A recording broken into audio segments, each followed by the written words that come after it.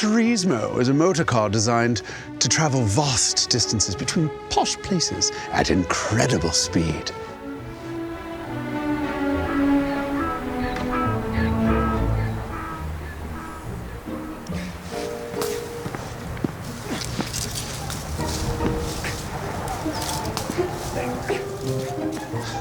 Not on this show. We're gonna be hucking a bunch of GTs walking distance down a dumpy old racetrack in the middle of California's methy high desert. Bring on the contenders. Representing Germany, we have the Mercedes-AMG GT63. Representing the United Kingdom, we have the McLaren GTS. And representing both Germany and the United Kingdom, we have the brand new Bentley Continental GT Speed. Now it is time for me to GT-FO. Tally-ho, kids!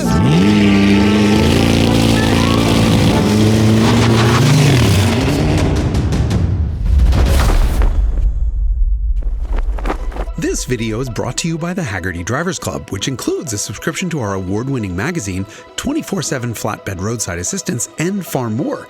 Join or get more info at the link below. There are, as the saying might not go, many ways to skin a cat. Well, why the f would you want to do that? It's disgusting.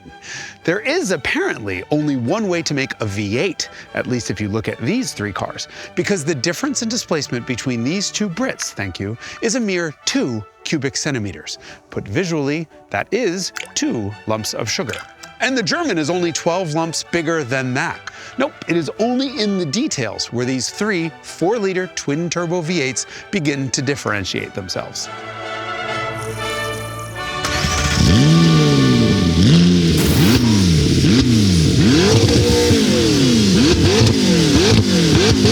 The McLaren uses a flat plane crank with mild boost levels to make 626 horsepower.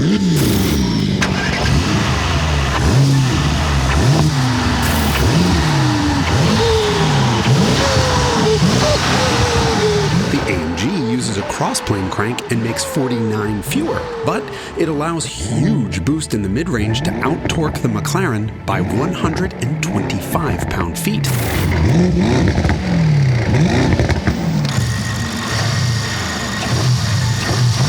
The Bentley's V8 makes the same torque as the AMG's with similar horsepower, but then adds a massive electric motor to make a combined 771 horsepower and 738 pound-foot's of torque.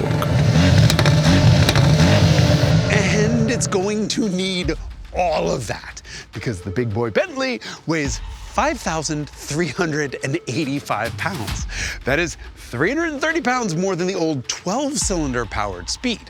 And of course, much of that weight comes from the new plug-in hybrid system that has a battery pack bigger than that of the original Nissan Leaf.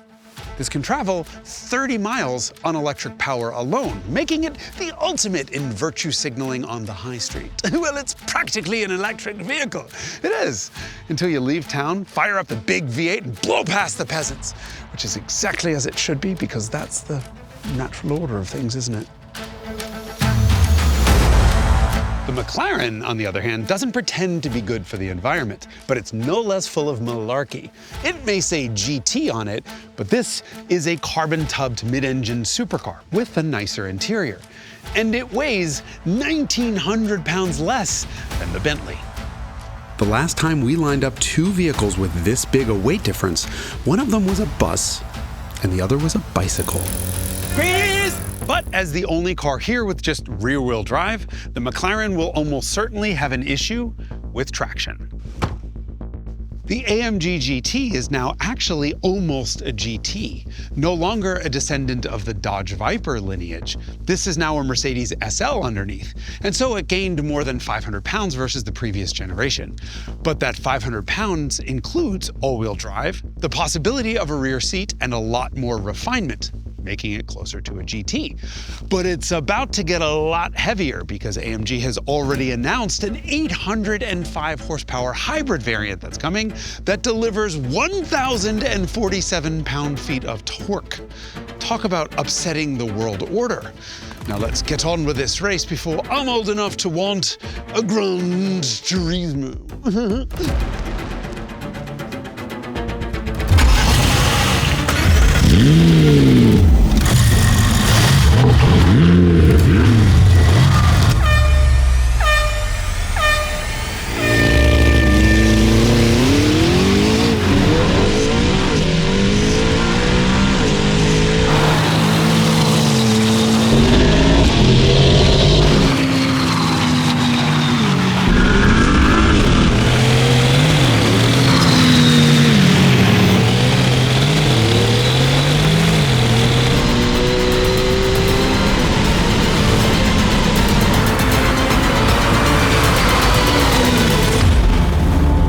So much for the McLaren having trouble getting off the line. It launched damn near as hard as the all-wheel drive cars did, with virtually no wheel spin. And then it showed us very clearly the difference between a carbon-tubbed mid-engine supercar and two of the world's fastest GTs by reeling them in at an alarming rate and winning. Should we really be surprised that something with a McLaren badge on it won? Nah, not really. But we are surprised that this McLaren won, because the GTS makes 115 horsepower less than the 750S, weighs 300 pounds more, and it tied that car's 10.4-second ET. McLaren's launch control is easy to activate and boost builds for an absolutely violent launch. It hits 60 in just 2.8 seconds, which is hilariously the slowest of the three cars here. It upshifts automatically until the top of fourth gear, where it crosses the line just 1/10 of a second behind a Cadillac Le Mans car.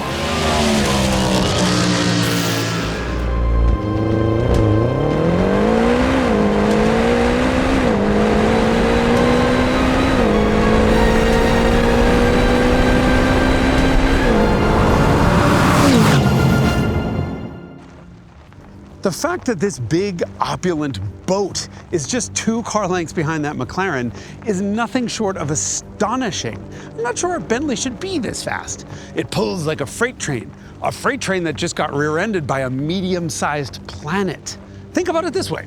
By the time this car travels just 1/4 of a mile, it's already going faster than a GTI would be at its top speed limiter.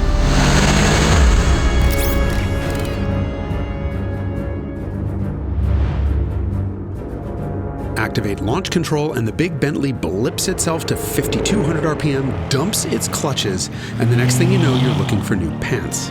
This is a 5,400-pound drawing room that hits 60 in 2.6 seconds. That is quicker than a Ferrari F8, and then it ties that Ferrari through the quarter mile. This Continental is spectacular, just without the spectacle. No drama, no fuss, and no wheel spin. Merely one of the quickest accelerating cars on the planet.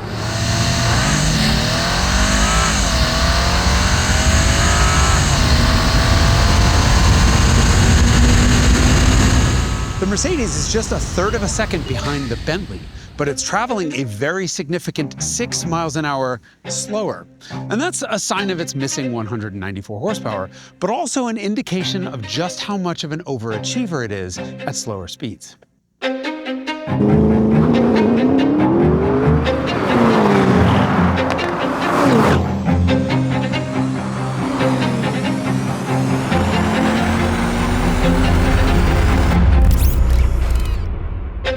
AMG almost matches the Bentley's run to 60 with just a hint of wheel spin.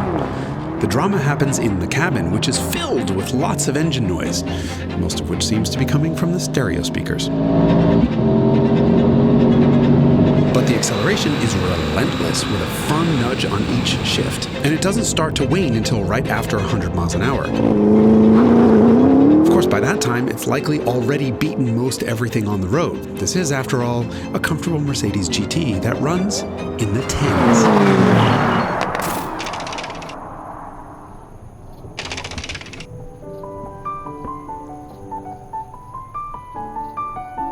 A GT car needs to be able to cruise at very high speed. However, no one ever said it needed to achieve that speed so quickly. These three certainly do, and the McLaren is the quickest of the bunch. But it's also the least GT of the three. The Bentley is certainly the most Grand Tour of them all. And the Mercedes is somewhere in between. However, if we look at just how little the Bentley suffered due to its heavy hybrid system in pursuit of great CO2 numbers, well then it's safe to assume there's an even faster AMG on the way when the hybrid version debuts.